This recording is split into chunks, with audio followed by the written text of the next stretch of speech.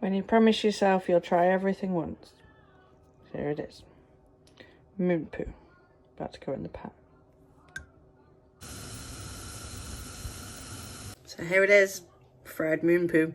I have fried it in butter because everything tastes better in butter. It's crisped up quite well. So yeah, apparently a Mexican delicacy.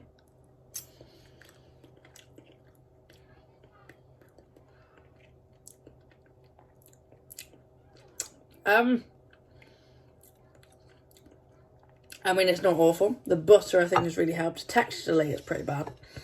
It's quite slimy. It's, yeah. But flavour-wise, it's okay.